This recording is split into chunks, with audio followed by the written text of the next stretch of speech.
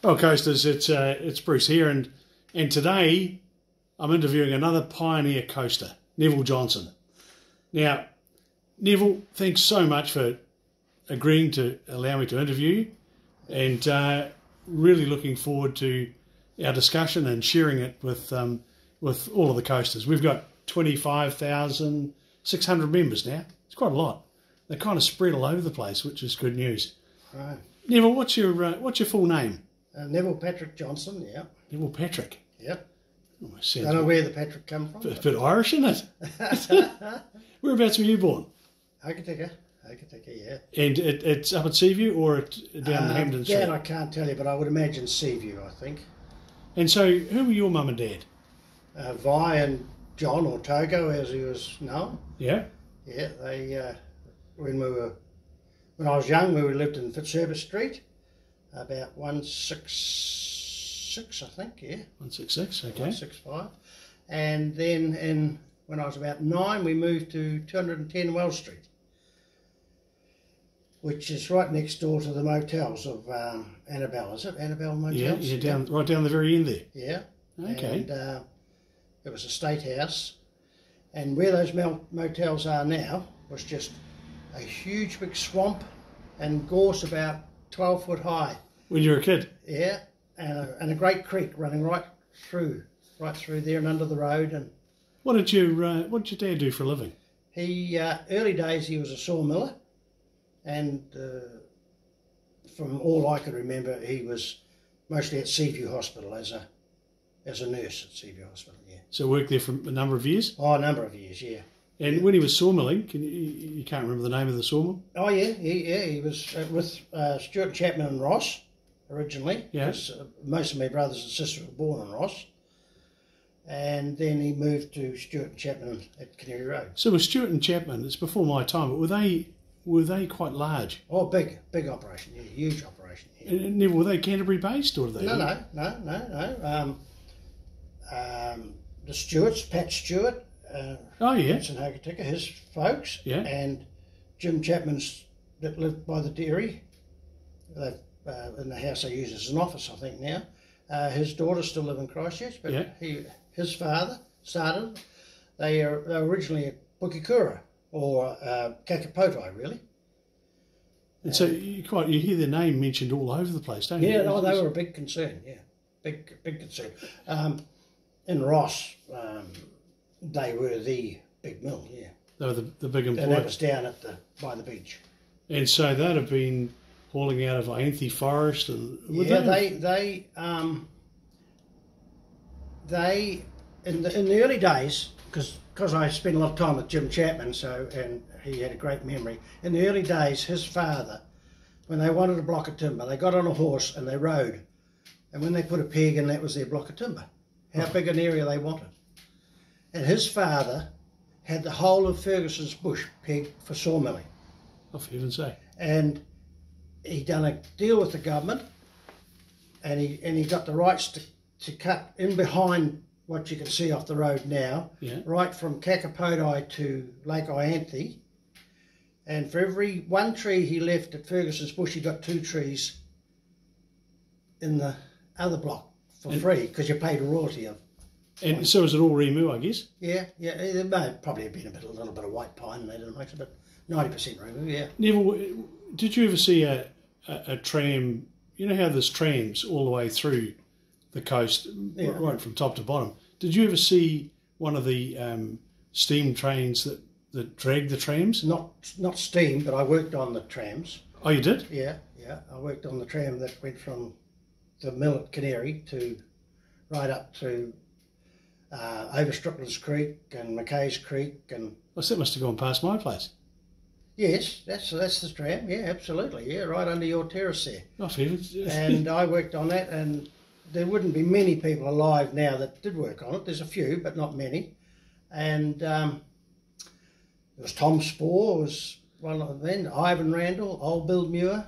I met Tom. And in the bush there was Joe Tonetti, myself, Cyril Wynne at one stage, Colin Cummings, Colin Tonetti, different ones. You've got a lot of names. But and the winch driver Did you know Joe Hutchison from Renton Hardware? Yes, I do. I did. Well, I worked with his father. Wow.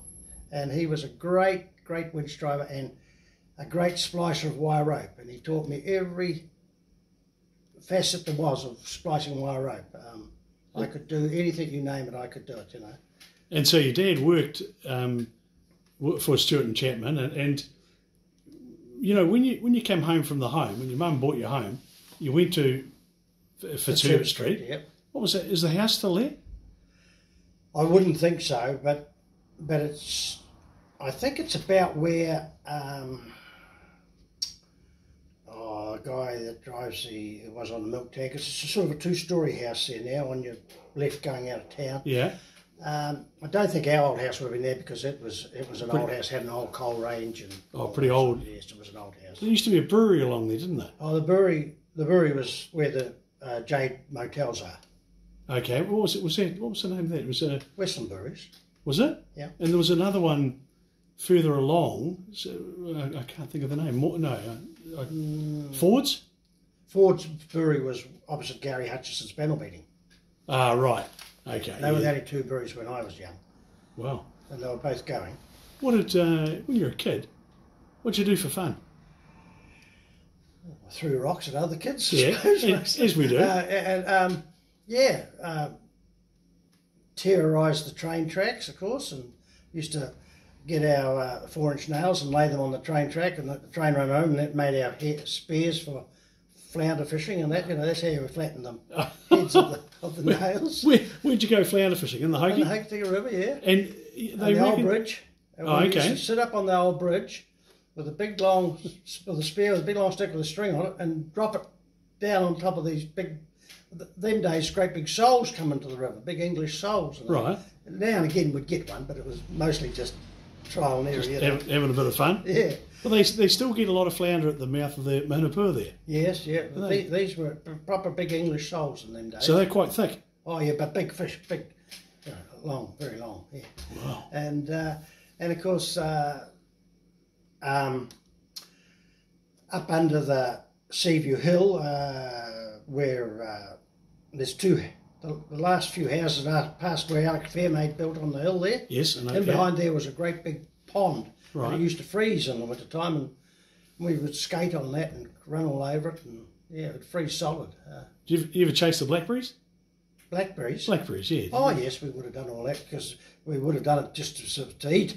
What about mushrooms?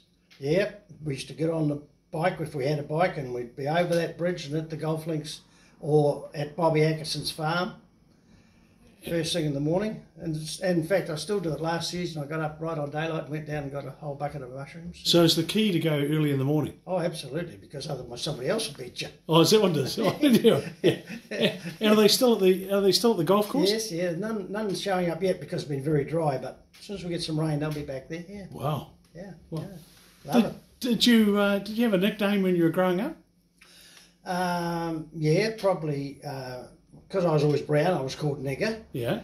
And then one part of it I had the name of Gran. I don't know where that come from, but I suppose I had nicknames like everybody else. And we grow with these things, don't we? Yeah. Didn't hurt us. I'll just go back for a minute, Bruce, about that down at Kakapodai. Yeah. When Stewart and Chapman's built the tram from the Ross Mill south, it was built to government specifications because that was going to be the main railway line right to Harry. And the arrangement was when the logging finished, the government would take it over. It was proper 8 by 6 sleepers. It was all built to government specifications. They had a bridge across the Mikanui River, a bridge across the Waitara River. Yeah.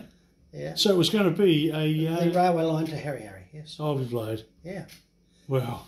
Just thought you might like to know that. Oh, no. There wouldn't many people remember that sort of thing. I certainly didn't know that. No. Where'd you go to primary school? In Hokitika, yeah. What was it like? Oh, good, yeah.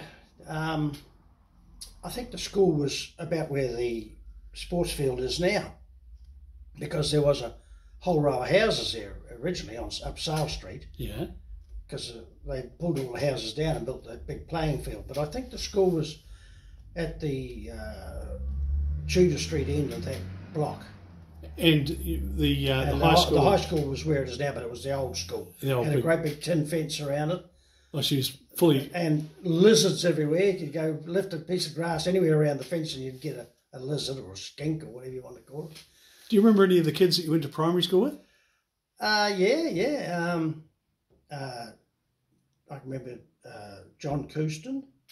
His father was, I think, the superintendent at the Seaview. Right.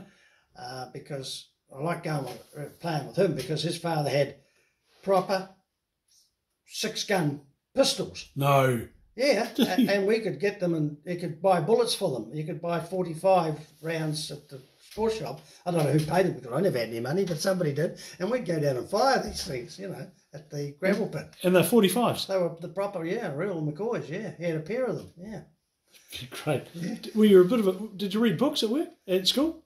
I can't Not really? very much to read. No, I think I am a good reader. I like reading, but I don't remember doing too much of it at school. No. Any teachers at primary school that you can still... Any one of them that was someone stuck in your mind? Don't remember too many. Connie Undrell. I think she was Miss Undrell. I don't think she ever married. Right. She was good. And of course then there was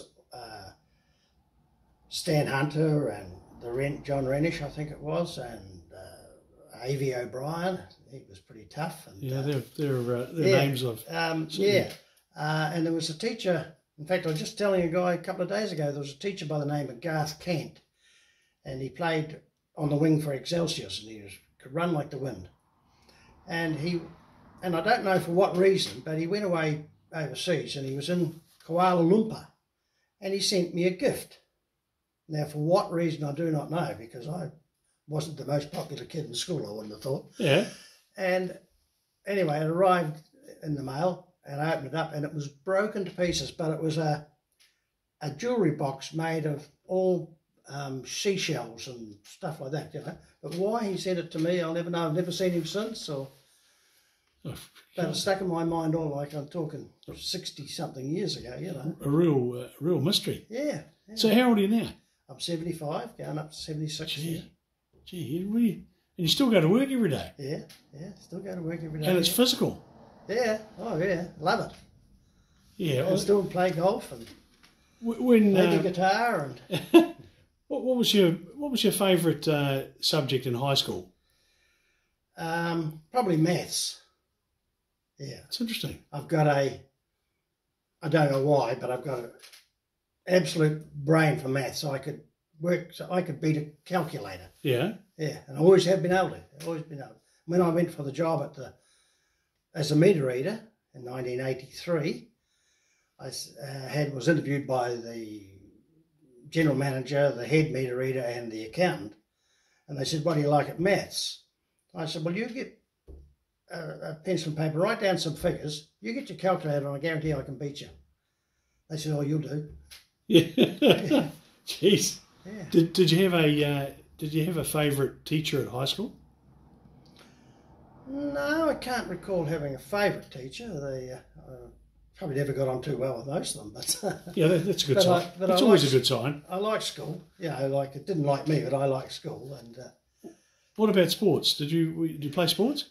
Played a bit of rugby. Yeah, got as far as the first 15. Yeah, and then I got quite badly hurt playing rugby, and even though I still work hard now, I slid, my feet went out from underneath me. I sat on the ground and a guy came around and dropped straight on my shoulders, and my shoulders touched my knees. Oh. And so that was basically the end. And then, of course, I went away from here, and when I come back, it wasn't much longer than that. I was married when I was very young, so the sport went out the window and it was just work. That's all I knew. So it sounds a familiar story. Mm. So at school, how would your mates have described you? Were you a cheeky probably a rat bag, yeah. Rat bag? Yeah, probably, yeah. Cheeky bugger, yeah. Yeah. We were very hard up, big family. Yep. And Mum didn't have a job. There's only Dad worked, and people wouldn't understand it now. But we always, our clothes were always patched or handed down, but they were always clean.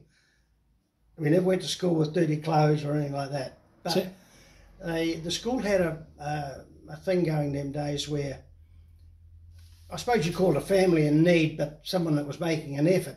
And there was, I don't know, there might have been 30 or 40 or 50 pounds at the end of the year, which was an awful lot of money. And they picked one family here and they decked one of those children out with new shoes, new socks, shirts, the whole shorts, works. school bag, the whole lot. Yeah. And Brother Barry got it one year and I got it the next. How many kids were in the family? 10. Oh, same as me. Yeah, 10. Big families, aren't they? 7 boys and 3 girls. Good gardens at home? Yeah, good gardens and good friends that grew gardens too. There was an old man called Charlie McLean, lived in Sewell Street. And Christmas morning he would arrive at our house with a sugar bag of new potatoes every year on his bike. Wow. Yeah. Those days have gone, haven't they?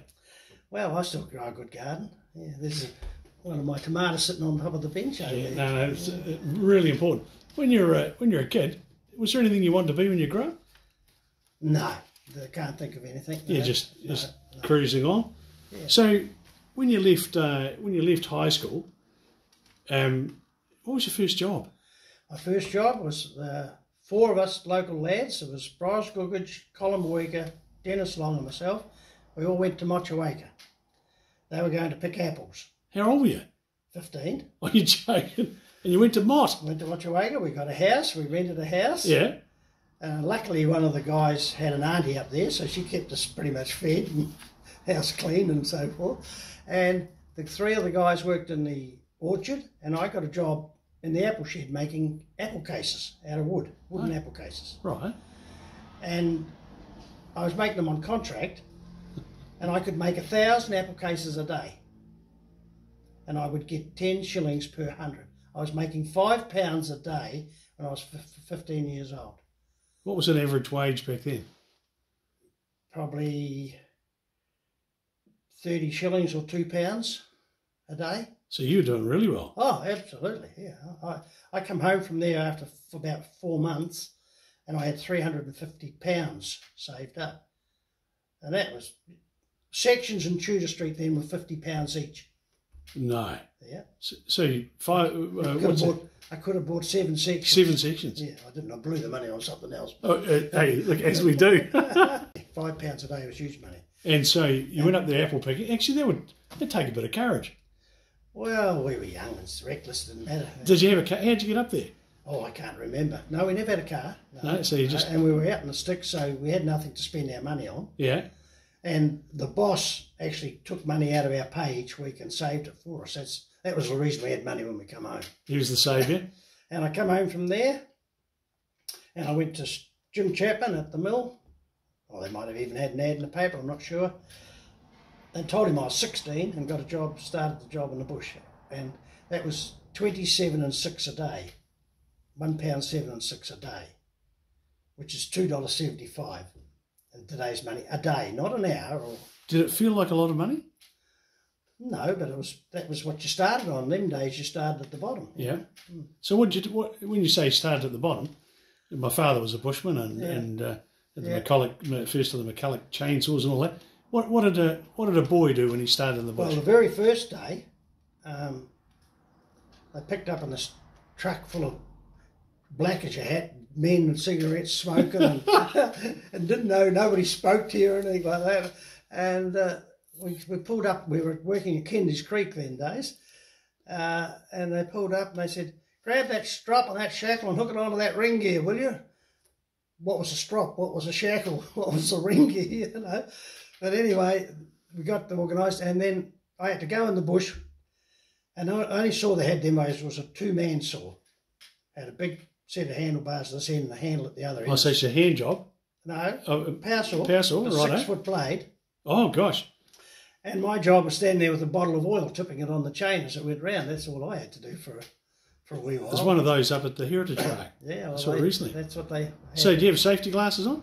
Don't be silly. There was no hearing aids, there was no muffs, didn't even get a hard hat them days.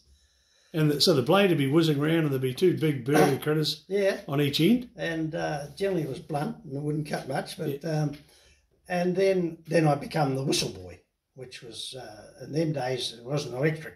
It was a thin, actually plaited wire, like a number 8 wire, but plaited out of many strands. And you run that out through the bush. And every time you come to a corner, you put what was called a tie back. You hooked a little thing and wrapped a stick around it. Yeah. And you were way back in the bush, and they'd yell out what they wanted. One pull was to go ahead, and 2 was to come back. Oh, so you're on the winch. I was the whistle boy. No, I was way in the bush with these guys. And where was the winch? Oh, back on the landing. Yeah, 20 chain away. You know. Oh, okay. And you'd pull this thing, and you had to have it set up right, because if you didn't, when you pulled it, it would toot 20 times if you didn't have it right. You know. And that was the first thing long before electric whistle wire come in or anything. And so what comes after whistle boy? Well, I was always breaking my neck to get onto the chainsaw, but because things developed and become single men chainsaw, as we know them now, you know. Yeah. And I was breaking my neck because I was a snigger at that stage, and all you had was an axe. You carried an axe with you everywhere you went, and you followed every log out until you could see it going onto the wood site. You know, you followed every log out of the bush, and if it got stuck, you yelled out to the whistle boy, whoever that might be at the time, I can't remember, and he would get the rope slackened off, and you'd put it round the tree and pull it the other way, or whatever you had to do. And so anyway, I busted my neck to get a go on this chainsaw, you see, and they fell a tree one day, and I went way down over a big hill. They says, "Here, grab the saw and go down and cut the head off that tree, will you?" Oh, I couldn't get down there quick enough. And I thought, when I come back, those buggers are using me. But that was the way it was, yeah. And can you remember, what sort of saws were they? Oh, early days Remingtons and McCulloch, and we had a chainsaw called a Solo. And I'm not sure whether Renton's were the agent for it or not, but every week just about somebody would come around from some company trying to sell you a chainsaw. Yeah. Used to be, I think they were based at Cameron's, one crowd, and then there was another one in Hokitika, and they'd come to sell you a chainsaw and would say, right, we'll get it going, and we'd get this Solo out. And this Solo just had that much power, it would leave everything else for dead, you see, so they'd all go away with their tails between their legs. Were they reliable? I suppose they were, yeah. You don't recall it being too frustrating? Oh, at times, later in the late 60s, I ended up going down to work at the Totra sawmills in the bush down there, and we would bring a saw, and them days we fell on Saturday morning on contract. Yep. So you'd bring a saw up on Friday afternoon if something was playing with it. You take it into Renton's or wherever it was, and yep, she's all fixed. You'd take it all the way down the Totra, walk all the way back in the bush, and it wouldn't go. So yeah, they had their moments. Geez, that'd be hard work. Because did you have to carry your fuel? Carried your fuel. Fuel, oil. Yeah, oh yeah. And your lunch. And an axe. And, yeah, you ate. You didn't come out to the bush to them days to have your smoker. You ate it in the bush. Doesn't matter how wet it was. Many deer down there? There was a lot of deer in the Totra, yeah, a lot of deer. Because what happened was, about the same time as we were going up and down there, a guy called Sid Wall was working for another company up, I think they were working up at Terramacau, and he had a rifle to go and shoot a deer on the way to work, you know, and someone said, "That rifle's not loaded, Sid." No, pulled the trigger and it went off. And it was facing down, it went down through the floor. So they banned all rifles from the sawmills. Oh, from then on? Yeah, and we never had a rifle for a long, long time. When did you shoot your first deer? I shot my first deer in the Happy Valley when I was 15 years old. Wow. Yeah, and I've shot, wouldn't like to think, countless hundreds since then. After you'd been working in the bush a while, what happened next? What was your next adventure? Done from about 69 to early 70s at the State Farm at Woodstock. Right.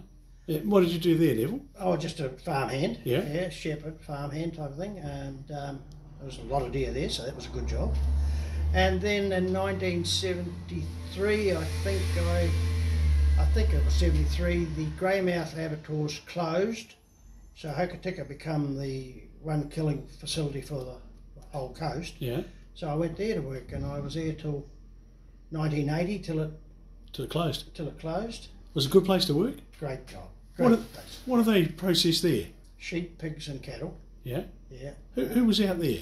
Oh, and when I started, Martin Muir had the contract Yep. to run the place. Yeah, good slaughterman, and of course Georgie Stewart, and all different ones. Well, Georgie's still around. Yeah, and then the council put it out to tender. Yeah. And a man by the name of Gordon Glosier put in a tender for an absolutely ridiculous price, something like 4 cents a sheep to kill a sheep. And of course they give him the contract, and within a matter of weeks, He's gone. well, he couldn't do it for that price. So then they put everybody on wages, and he was become the manager. Oh, that's And it. so he was there for a long time, and different ones worked there. Good job, real good job, because you only worked Monday, Tuesday, Wednesday, and Thursday morning, and you were finished. Physically demanding? Yeah, early starts. Harder than the bush? Yeah, because it was consistent when you were there. It was, and of course us guys that were there, the quicker you went, the sooner you got out of the place, because you had X amount to do every day. Oh, so it's just a fixed number of beasts. Yeah, and some days it'd be a lot bigger than others, of course. But a good job, because it enabled me to go to another job straight after. So I would go from the abattoirs to either Jack Ferguson's or the Venison Factory, and then when I come home from there at 5 or 6 o'clock, I would then go and polish jade until 8 or 9 o'clock at night, and then start again at 4 o'clock or 4:30 the next morning. Oh, I'd done that. And Saturdays and Sundays I'd work at the Venison Factory. It's no wonder you're still working now. 7 days a week was just no such Tell thing. me about Jack Ferguson. I haven't seen Jack, of course Jack passed away, but Yeah. what was he man to like? work for. Good. Good fun? Yeah, good fella, Jack, yeah. A busy place. Desi Rowden was the sort of head butcher them days. And big team of guys there. And boy, she was flat out. There was no quiet time. And Jack seemed to be really well respected as a boss, didn't he? Oh, yeah, good. Jack was very good to work for. Yeah. No, and he never had an issue, they were good people. Now, what about the Venison Factory? When did that start? Well, I'm talking the old Venison Factory. Oh, the first one, up in Neville Street. Yeah. Tell me about that. Yeah, well... I'd love to interview Dave Stewart. Yeah, well... Because he was there. Dave was there. George was the manager prior to Dave. George Stewart? Yeah. Okay. Yeah, and... Who started it, Neville? Oh, I think Evan Meredith and Mick Rosanowski and one or two others involved in it. Evan Meredith mostly. I think he was Gilbert Kelly's brother-in-law. Okay, and Mick was from Reefton? Yeah. Yep. And them days, it was no windows or anything. It was just you walked in the door at 5 o'clock or 6 o'clock in the morning, and sometimes we went for 24 hours, never stopped. Just processing? Processing meat. I mean, we got that busy. We were weeks behind, I recall in the 70s, early 70s, being in my shop in Weld Street, and a red ute went past it, and the back was loaded with deer. Yeah. It had a deer on the front tied to the bull bars, and the deer was holding a can of beer and with a pipe running down into its mouth. I'd love to have had a camera. I've never forgotten it. Yeah, well, and I'm sure it was Paul Dean driving the truck. All right. I think. Well, that same ute, just not very often, but occasionally they would say to me, oh, there's a load of deer at Sedenville. So you'd jump on that red ute and you'd go and you'd load it to the gunnels with deer, Yeah. We'd be working at that factory there hours upon hours upon hours, and you think, oh, you've caught up. And then you'd hear this and the roller door going up out the front, and there'd be a truck there with 200 deer on it, and just put the hoist up, tip them straight on the floor. And then you had to start getting them all hung up to go into the chillers. And so was the product all heading to Germany in those days as well? Yeah. And Shimmy Hutchison and Dave Stewart and Shirley Crowley used to come in the mornings, and one part of their... I think I was leaving the bakery. I used to work at the bakery overnight, and then I'd go to the factory straight after the bakery at 7 o'clock in the morning. Yeah. And when I got there, they'd been already working for 3 hours, and there'd be a whole row of great big necks hanging up, and my job was to bone all them out, But you'd be caught up by lunchtime, Incredible. Yeah. And so you said which bakery? Venison Factory, where the Kiwi Centre is now. Yeah. Yeah. Where we all used to go down on a Sunday and get our cream buns and... Well, when I first started, lived in Remu in the very early 60s, the Canary Bakery was still going then. And was that fellets as well? Yeah, fellets, yeah. And I used to walk from Remu to Canary to catch the truck every morning to work in the bush. And doesn't matter how wet it was, when they dropped you off at night, you walked all the way home. They never wouldn't run you home or nothing like that, no. So, oh, tough days, I tell you. So, how old were you? You haven't retired, hey? You're not going to retire. Semi-retired, that's all. Yeah. I only do 4 hours a day now. Yeah, but, you know, it's not like you're... it's not really like you're going to retire. You don't sit there each day. Have a look here, Bruce. I've got a 400 square metre section. What would I do? Yeah, good point. No, good point. And there's nothing out of place. Now, tell me about whitebait, because I know that, you know, I've often had people say to me, if you want to know something about whitebaiting, talk to Neville. Well, I don't know. I don't profess to be an expert on it, but I've certainly caught my share of them. Love it. Just love whitebaiting. Yeah. Where have you done yours? Well, of course, the Hokitika River when we were really young, when we were kids. Yeah. And then the Waitar was me and Shorty Fern fished the Waitar for years, mostly scoop netting. Yep. And then I started going to the Wakapoa and fishing the Meraki River in the late 60s with Jim Chapman. Fished that right through to whenever. And then the last, I don't know, 10 or 15 years we've owned a trench on the Hokitika River. So. And the Hoki's been fishing well? Or on and off? We've had our years, but this last season was very poor for us. We're quite a way up the back, you know. And the season before was all right? Yeah, nothing like it used to be. Yeah. It's just a matter of more people being fishing, you know. There's more nets in the river, isn't there? Yeah, there is. There's no less whitebait. Yeah. But there's more people catching them, that's all. And we had a lot of floods this last season.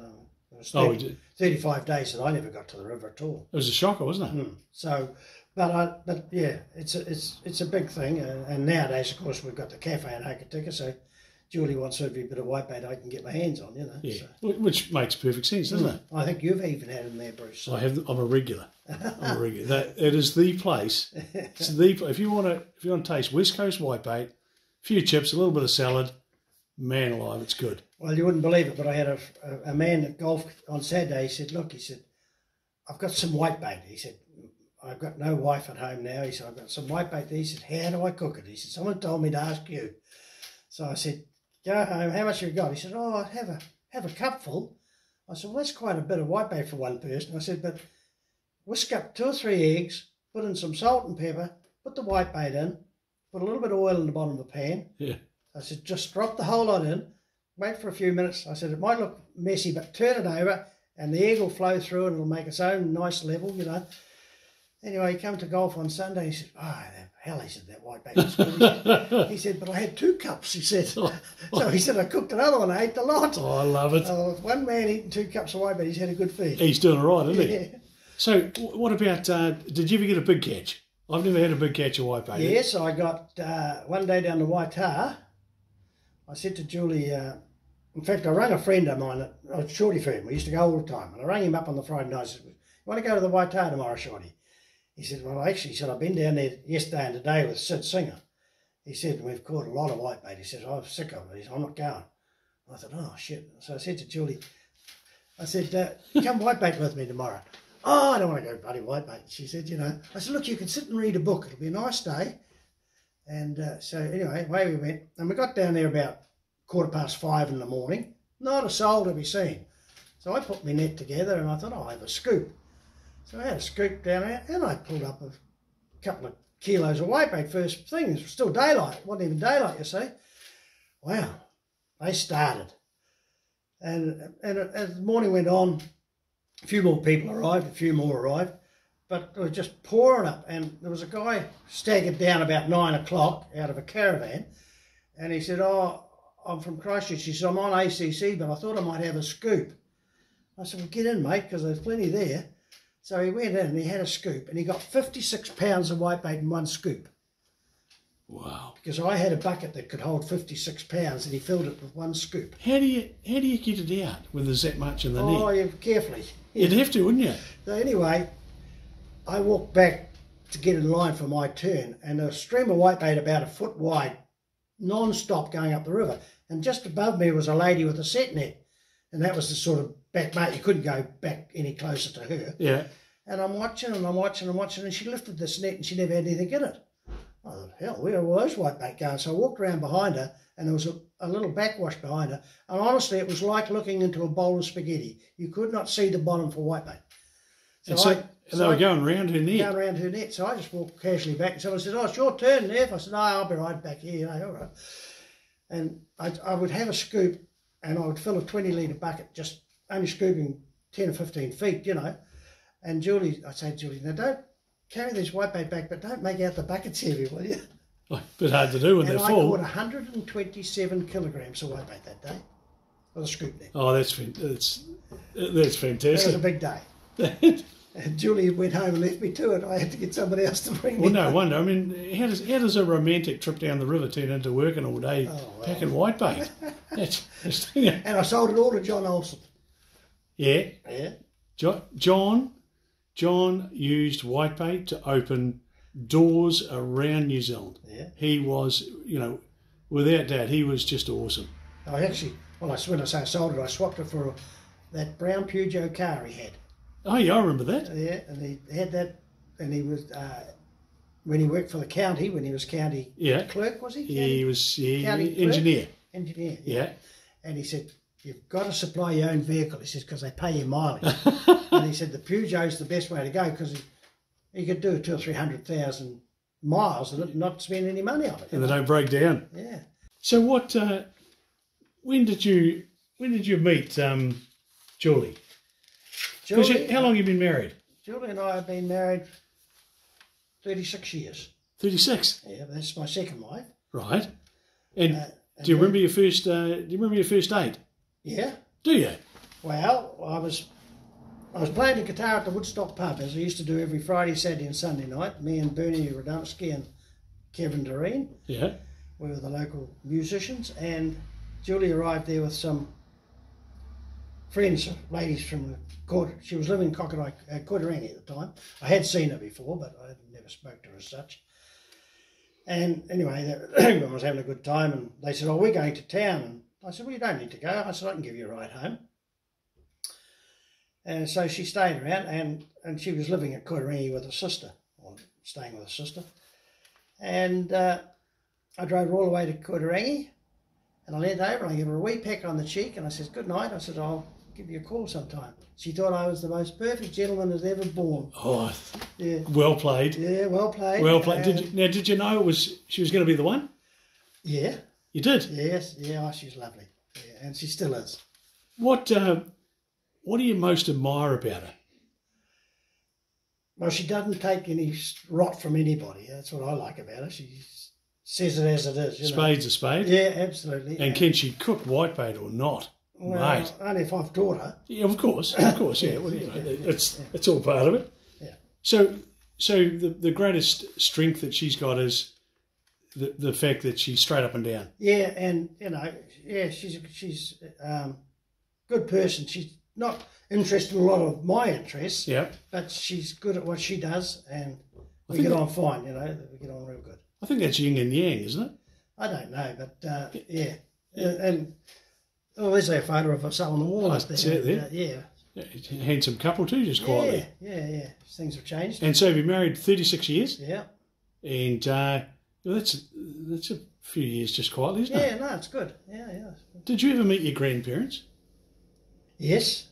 My granddad, Johnny Holmes, was the mayor of Ross. Wow. Yeah. And he couldn't read or write. But he was on the catchment board, and he was on this and he was on that, but he was a straight shooter. He must have been a very practical man. Yeah, absolutely. Old gold miner. Yeah. And I can remember a grandmother that lived at Dobson, and I can remember Dad's sister lived at the end of the Hokitika Bridge, where I think the Mertenses might have lived in that house. On that side, yeah? Yeah. My dad's sister lived there. My grandparents came from lived in Dobson. Yeah. It was a But my granddad from Ross was a real character, absolute character. Yeah. Can you remember him talking about his life?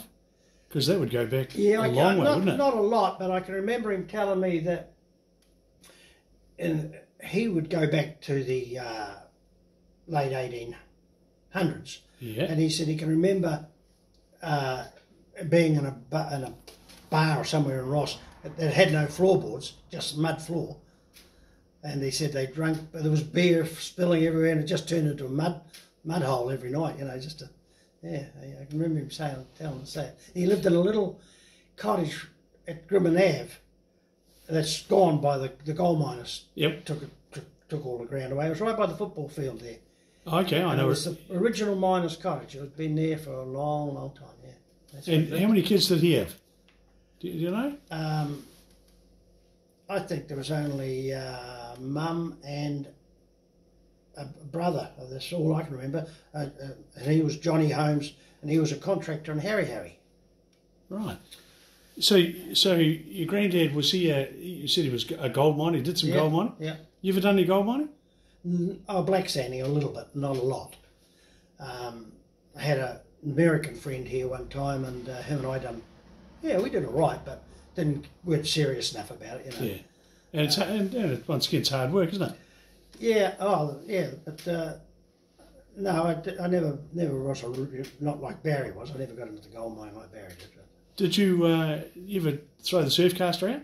Yeah, keen surf caster, yeah. What did you, what do you caught there? Well, I went out one night to Kaihinu and I caught a snapper, and then I went to throw my line out again, and I had a throwing trace, which was a heavier piece of line on the end, and the knot got caught in the end ring of the rod. And of course it dropped basically in the breakers right at my feet. So I went to wind it in, and it wouldn't come in. I'm swearing and cursing, what's wrong here? And there was a 16-pound snapper on it, and the line hadn't gone from here to you in the water. Wow. And I brought this fish home, and we were living in Park Street at the time, and I went round the back of the house and I tapped on the window. Julie was sitting there, and I held this big 16-pound snapper up.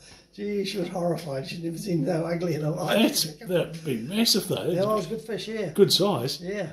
And so you fished all the way along the coast, or just? Yeah, caught snapper at Carter's Beach at Haast. Yep. And I wasn't a mad keen fisherman like some of the others, but yeah. It's been a good season so far here. Yeah, I've been fishing this last few weeks with a fella, Alan Bradley. We're putting a long line out. We've had 4 snapper, and he's had another one on his own. But, wow. Yeah. Does he just go out from home? Yeah, right from his place, yeah. Gosh. Going tomorrow, actually. So when you put the long line, you've got a Kentucky? Yeah, Alan has. Yeah. Good fun? Oh, great fun, yeah. I bought a second-hand one off Trade Man. Do you think I could make it steer? It was all over the jolly place. The frigging thing was hopeless. But you got to know what you're doing. Well, they've just got a rudder on them, and you just set it and let it go. Yeah, no, Alan's very good at putting his out now. We do it a lot, so. It'll be perfect tomorrow. He had out yesterday and got a snapper.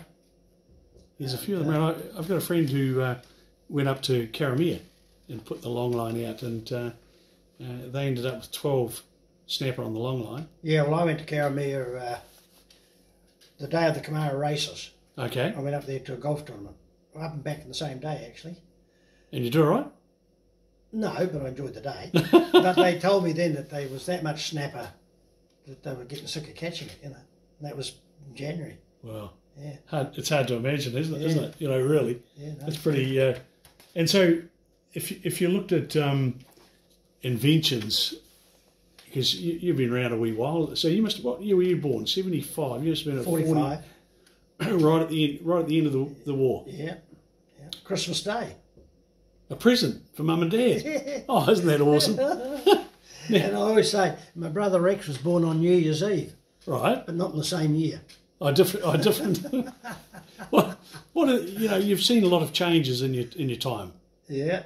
Haven't seen many for the better, but. No. What have you seen? What changes have you seen where you've gone that's changed everything? Oh, television for a start. Yeah. It's like before we had TV, nights like this, you walk up the road to a neighbour's or somewhere, or they would come to your house, and it was just cups of tea and a biscuit or whatever, and you talk, because that's... And people had to chat. Yeah, and you read books. Yeah. You know, there was no distraction, there was no... and I think TV and now cell phones and the iPads that have taken away all that All that ability to communicate with people, you know. Yeah, now you go into anywhere now, go into a doctor's waiting room, go anywhere. They're all sitting there looking at their phones. They come in from golf, and the first thing to do is get their phones out as if someone's rung them up, but they've won something, you know. They can't... Nobody sits and talks. Did you always have a fridge at home? Yeah.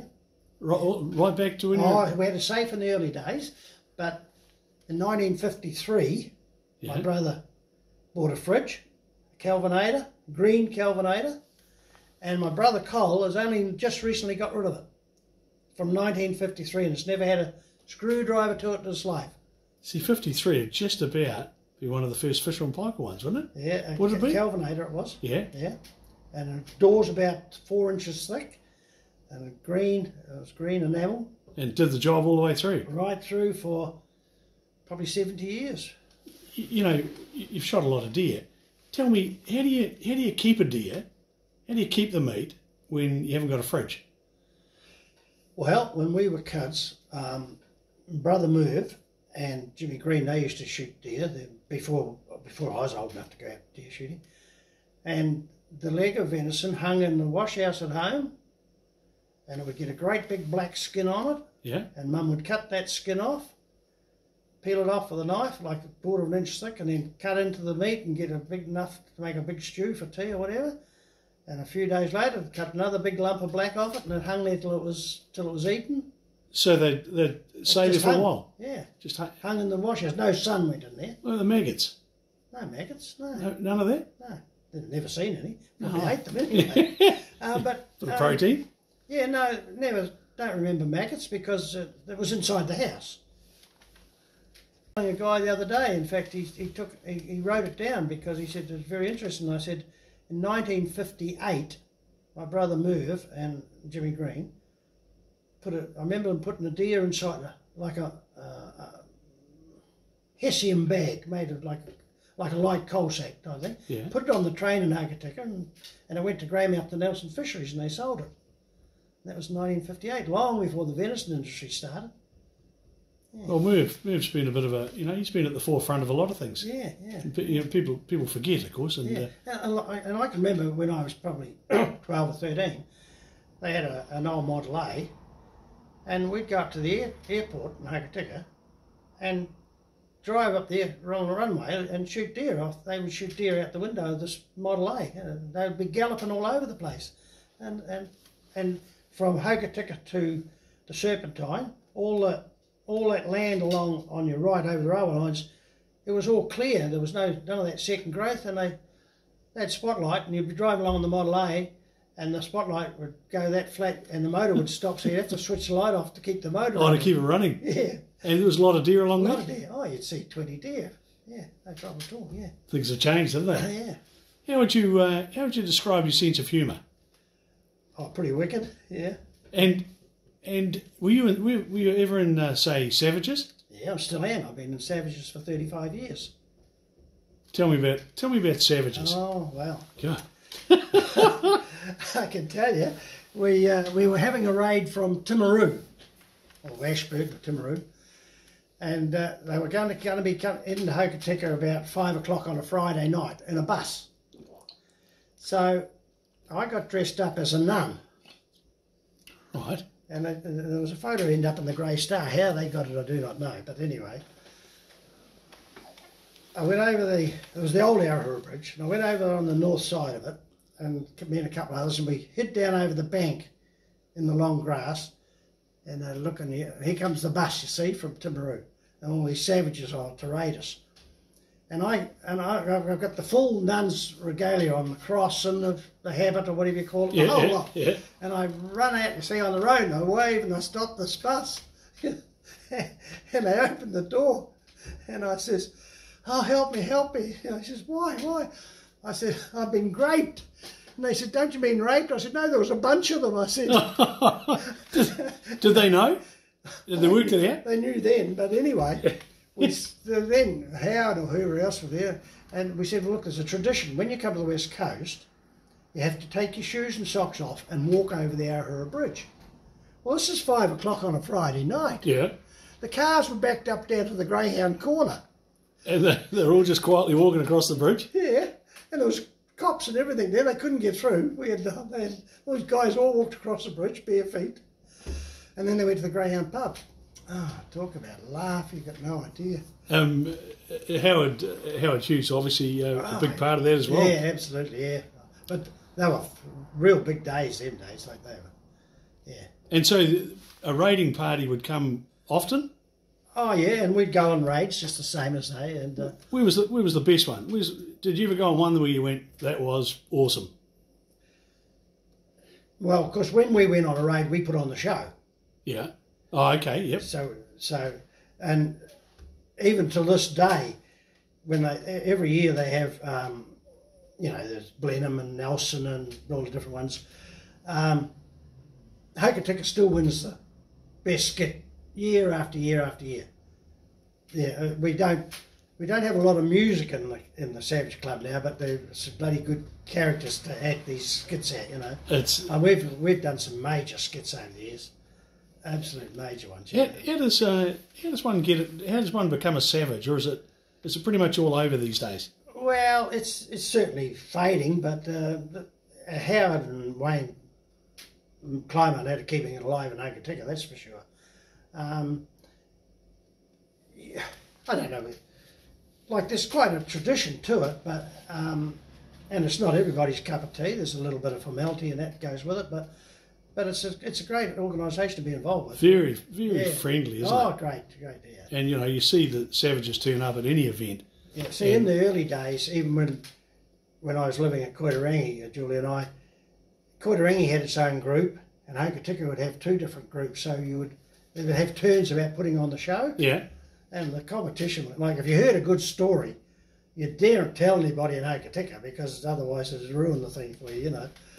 So, tell me, have you met any famous people?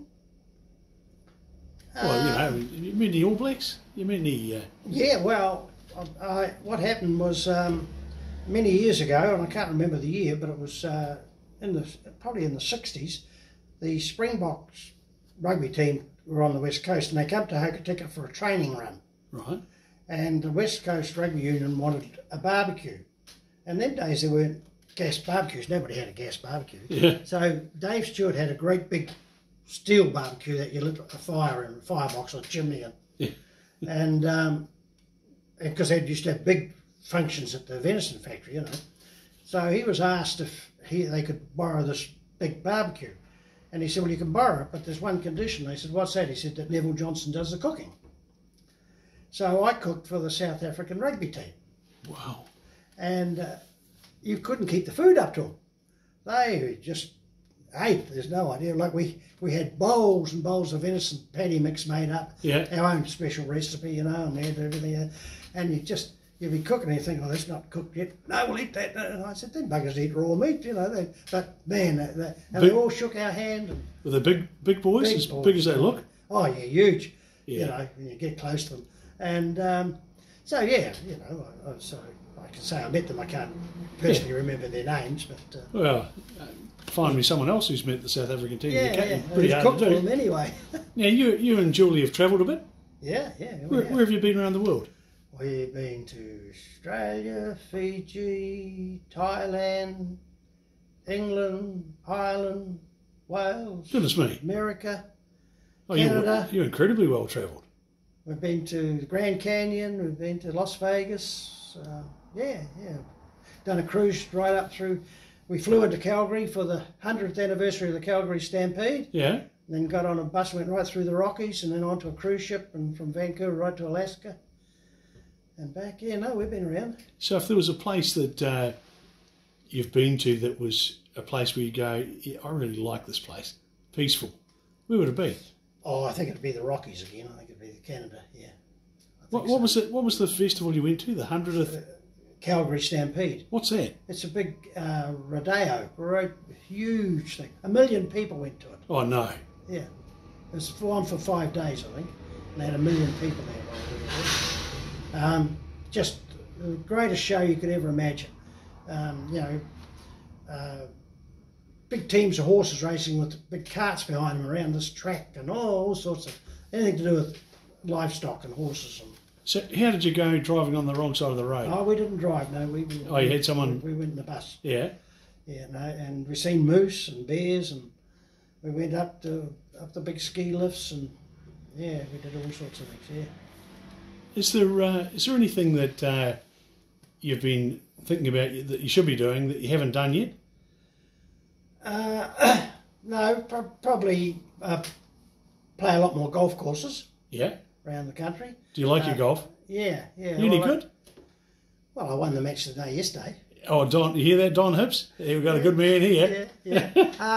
Well, put it this way, Bruce, I never hit a golf ball till I was 50 years old. And we built a new house up at Alpine View, and I said to Julie, we went all electric. I said, the moment we build this house, I'm going to sell the power saw and buy a set of golf clubs. And that's exactly what I've done. And yeah, I've been pretty successful. I've had 3 hole-in-ones. I've won the club championships 4 times for the intermediates. And I've been in the Buller West Coast rep team from the first year I started playing golf until I just retired from it 2 years ago. And in fact, the guy said to me just recently, he said, we need you back. He said, you're still, you know.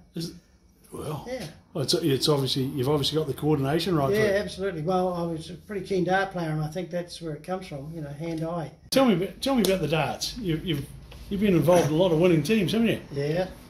You know? Yeah, I played for the Crocodile Hotel. We won every conceivable cup there ever was. Yeah. Great team of dart players, but.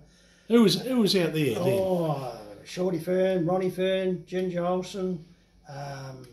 Is that when Gook was the...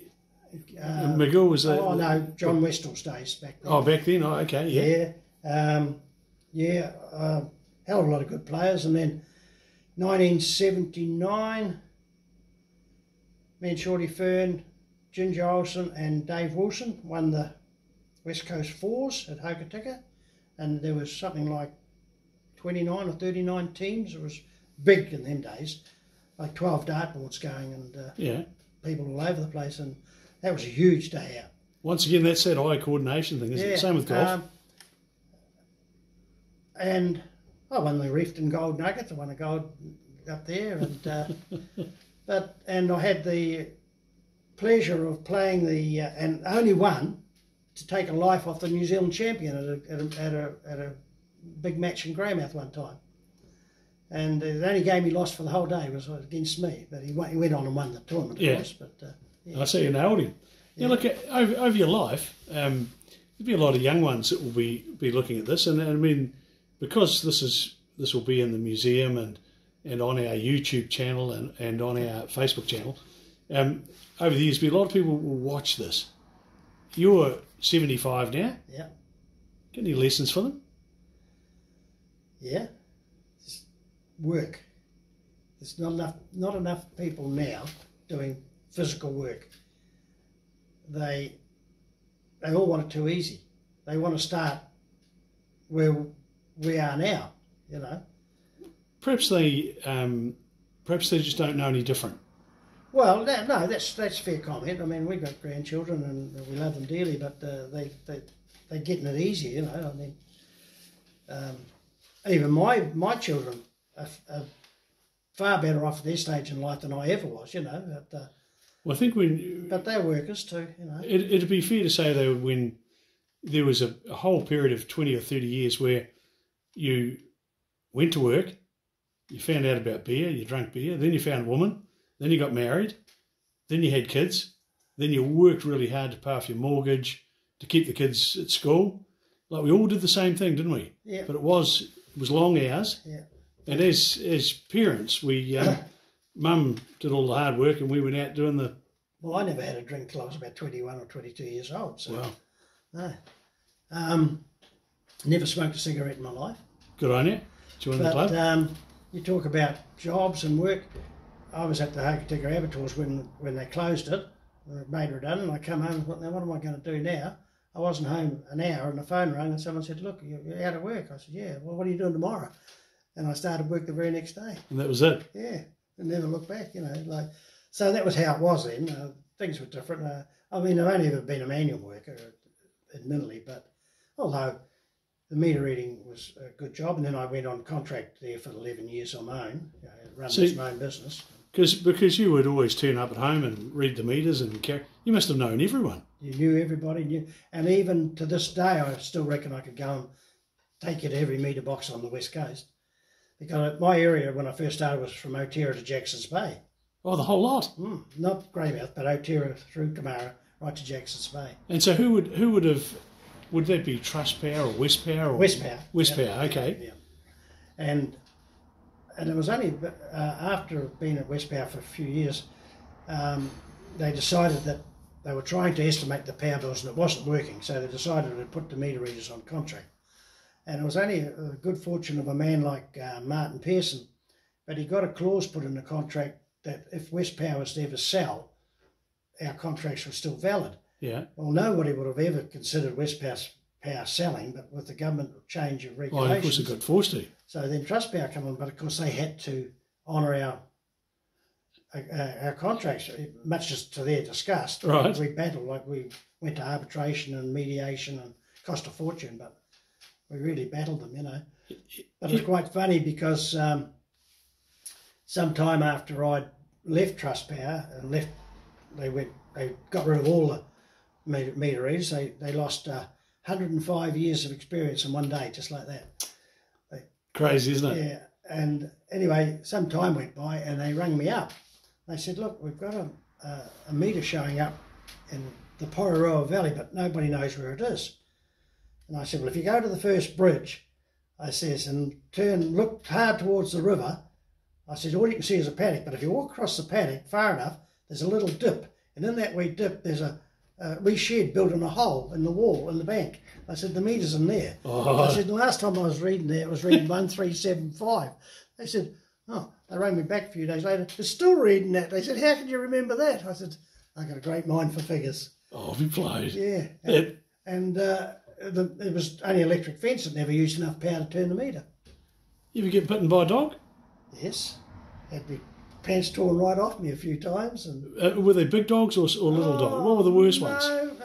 The worst one was a medium-sized dog, and the owner come to the door to let me in. Yeah. And the dog come down the passage, just never hesitated, straight into me, straight past the owner. Yeah. And all I said to him was, I said, look, I'm not going to have your dog put down, I think. I said, but you've got to buy me a new pair of trousers, which he did. But I was never scared of dogs, no. In fact, we used to go and help the greymouth meter readers a lot. And I can remember they would take you around the area that you had to do for the day. Yeah. Don't go to that house, there's a big dog there. Don't go to this house, you know. And then they'd pick you up at the end of the day. How'd you get on? Oh, yeah, got them all read. Well, what about those dogs? I said, look, just told them to get out of the road or I'd kick their bums, you know, and went ahead and read the meter, so... Yeah. Coming around the side of a building and seeing some of those Rottweilers and things like that, I mean, the old heart races, doesn't it? Yeah, Vivian got bitten quite badly one time, and but there was a house right by the dairy in Hokitika, just as you turn to go down Well Street on your left, and they had a great big Alsatian, and his chain could just about get to the back door. And of course, you'd go in the car and you'd try to put the car between him and the door, but if you weren't quick enough, he'd be over by the door, and you'd be walking past, like literally he'd be at the end of his chain. You're thinking, geez, if that chain breaks, a man's in trouble here, you know. Is he a big fella? Oh, big Alsatian, yeah. So anyway, I got in one day, and he got in the first door and had the door open, and then just inside that was another door with another key. So, and I'm just unlocking it, and his chain broke, and I just got inside the second door. And he went flying in, like he would have eaten me. There was no doubt about it. He was angry. So here I am, and the only door out of the house was this one, you see. Yeah. So I had to get on the phone and ring someone to come and get this dog. Well, I couldn't get out of the house. I was stuck. Oh, yeah. It'd be frightening. Quite frightening, wouldn't it? Yeah, it was. Well, that particular one was, but they never worried me otherwise. No. So, what was the best age of your life so far? It could be 95. Who knows? What age was the best age? Oh, I'd say late 30s, early 40s. Yeah. Yeah, quite a common one. Yeah. Yeah. As we wind this up, to all those coasters out there that are watching, this will show us a series of interviews on the Coasters Club. There's 7 of them, and we'll let you know which night they're going to be on. They'll be on at 5 o'clock. You'll be able to watch the full interview on our YouTube channel, and there'll be a copy lodged at the Hokitika Museum. It's important to, I mean, Neville's only shared just a fraction of his life with us, but there's so many interesting things. Neville, what would you say that you know now about having fun, being relaxed, that you didn't know when you were 20? Well, so when I was 20, I was married with children. Probably had 3 children by that stage. Yeah. And it was hard, you know. It was tough. And the wife wives didn't go to work them days, and that was it. And it was a battle because you started with nothing. You know, it wasn't like you had a handshake along the road that helped you out, but you started with nothing, and I think that's where all I learned was to work, and I suppose that's there now. Even though now I don't need to, but well, there we go, coasters. The answer is work hard, and give a good honest day's work, and you'll find that things work out all right. Well, look, Neville, thank you so much for agreeing to be interviewed. I have to apologise. I've meant to be here at 1. And I arrived at 3. I put it in my diary wrong, and I just apologise for that. But hey, it's been great catching up. Really enjoyed it, and thank you so much. That's fine, Bruce. Thank you.